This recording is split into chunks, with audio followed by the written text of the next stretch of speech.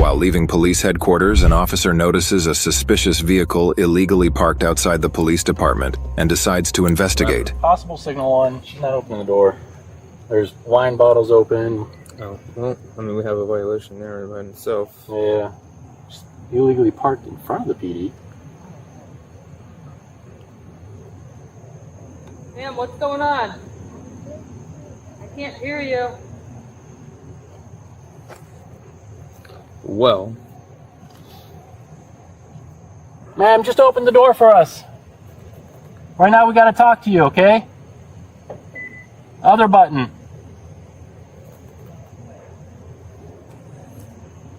Okay, well, she can't just park here. Right? I mean... No, you're right. It is a violation. And she has to identify herself. Yeah.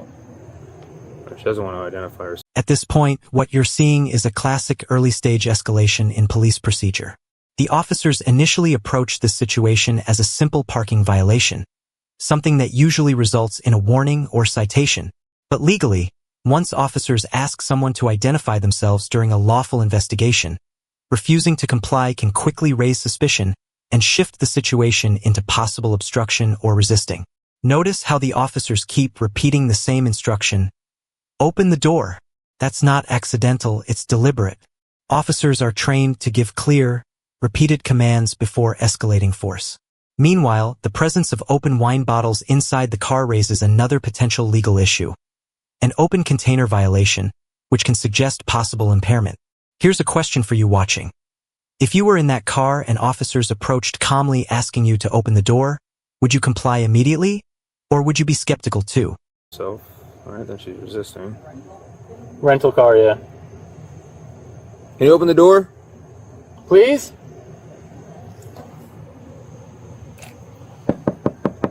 We can't hear anything you're saying. You gotta open the door to talk to us.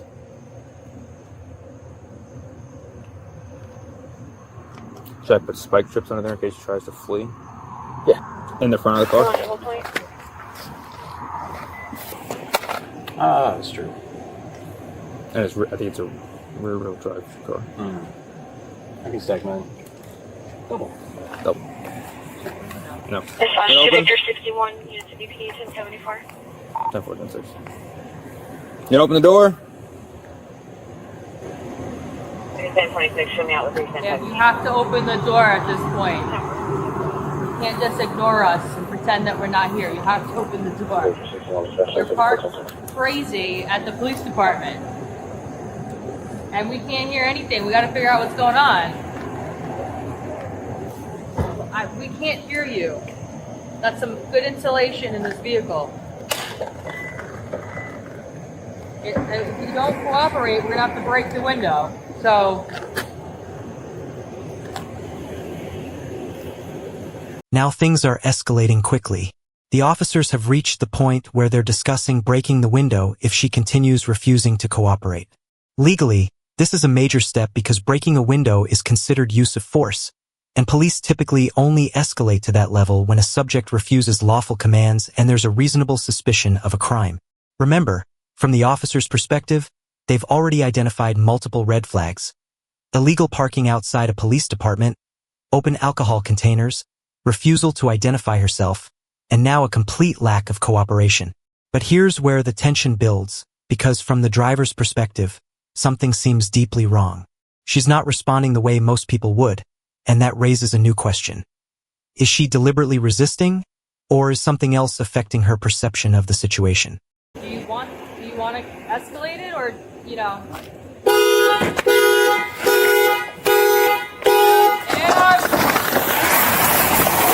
I'm gonna go get her. You want me to chase her?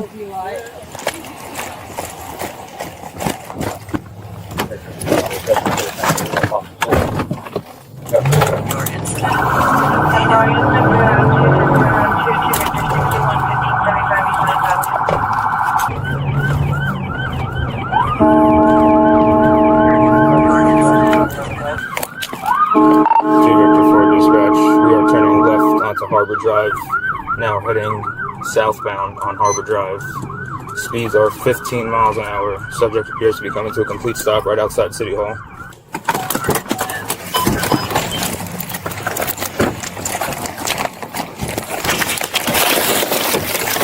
Get out of the car! Out of the car! Get out! Out of the car! Out of the car! I am not, you're not, get out of Get the out. car! You don't have an option anymore. Get out of the car! Out of the car! Out of the car! Out of the car! Nope. This moment right here is one of the most shocking parts of the encounter. The woman is now openly insisting that the officers arresting her are not real police. That's an unusual claim, especially considering they're surrounded by marked police vehicles outside the station itself. In many DUI cases, suspects deny drinking or dispute the arrest, but claiming the officers are imposters takes the situation into completely different territory. Psychologically and legally, this matters.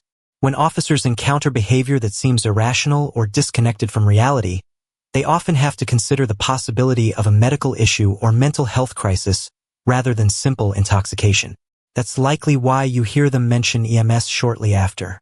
So now the situation isn't just about a DUI investigation anymore. It's about figuring out whether the person in custody is mentally fit to even understand what's happening. We're not police. Got her. Let go of the bag. 10-4, I'm units not 10-3, messing with you. 2, Let 2. go of your bag. You are not You don't have an option anymore. Let go of the bag. Do you want to conduct field sobriety exercises? I am not drinking and I am not under the influence of anything. I've never taken drugs in my life. Would you like to conduct field sobriety exercises? The real police are on their way. All right, ma'am, I'm going to ask you one more time, and if you don't answer the question, I'm just going to take it as a refusal. Do you wish to perform field sobriety exercises I will. to confirm you want to? Yeah, because I'm not under the influence of anything. And the real police are on the way. Maybe we should have her checked out by EMS first. Yeah, for sure. There's nothing wrong with me. I'm not drinking. Really? Really. I had a little bit with dinner like at 5 o'clock in the evening. I am totally... You broke the tires in my car. Oh, yeah. Listen closely to this exchange because it highlights the clash between two completely different versions of reality. The officers are calmly explaining the situation. Marked patrol cars, clear identification, and repeated commands. But the woman remains convinced that they're criminals, claiming they're part of a cartel and that the real police are coming. From a legal standpoint, this kind of statement can dramatically affect how the case proceeds later in court. Why? Because criminal law requires competency. A defendant must be able to understand the charges against them and assist in their own defense. If someone genuinely believes police officers are imposters despite overwhelming evidence, that can raise serious questions about their mental state. So while the officers are proceeding with the arrest, the legal story of this case may end up heading in a very different direction once it reaches the courtroom. I've not been drinking. I'm totally sober, and you are not real police, and you're in big trouble because they're on their way. Okay. I'm sorry you feel that way. No, they are. You're surrounded by police cars. It says Venice Police on them.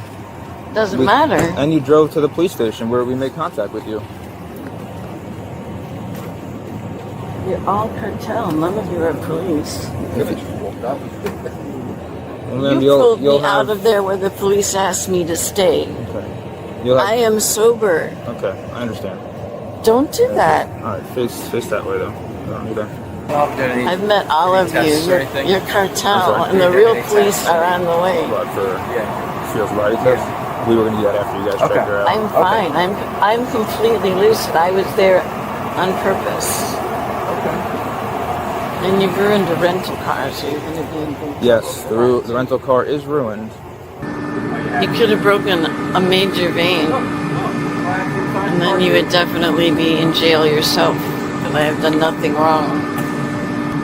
And you're treating me like a criminal, and the real police are on the way.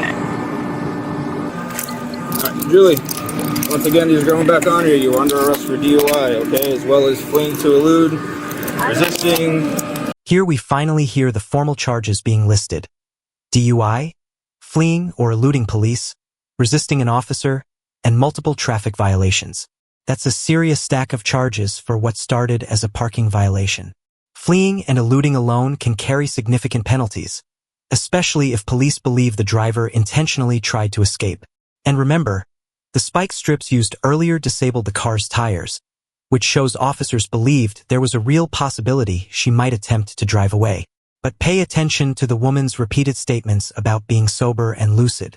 She even emphasizes her age and insists she was told by police to stay where she was.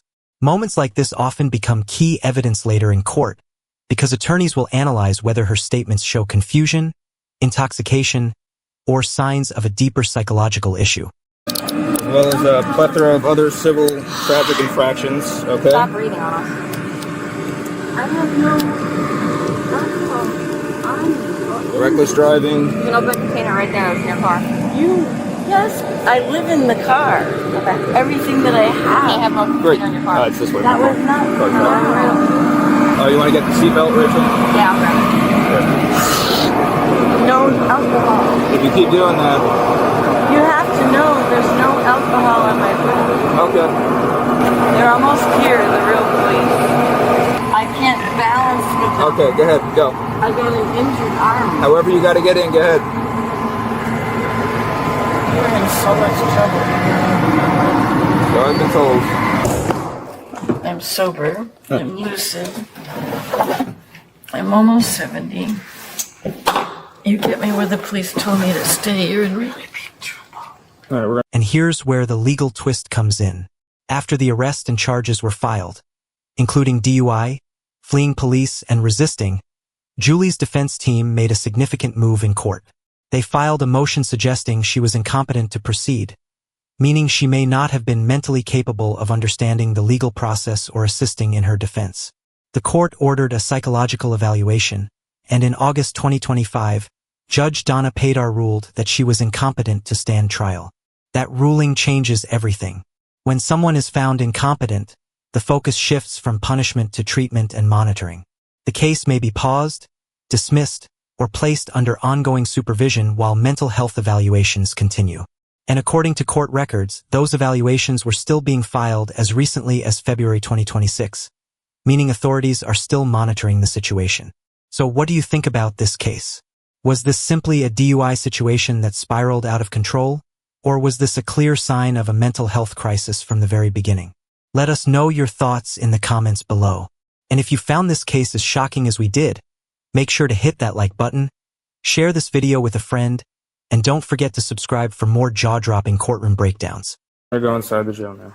You're in really big trouble. Okay, we'll find out. Yeah, you will. I will. Can't wait. Julie was charged with fleeing or eluding police with disregard of safety, DUI, and resisting an officer without violence. Shortly after her arraignment was scheduled, her defense filed a motion suggesting she was incompetent to proceed, leading to court-ordered psychological evaluation. On August 20th, 2025, Judge Donna Padar issued an order finding her incompetent to stand trial. While the case status is currently listed as closed, the docket shows that confidential psychological evaluations and reports continue to be filed as recently as February 3rd, 2026, indicating ongoing monitoring by the Department of Children and Families, DCF, or a similar entity.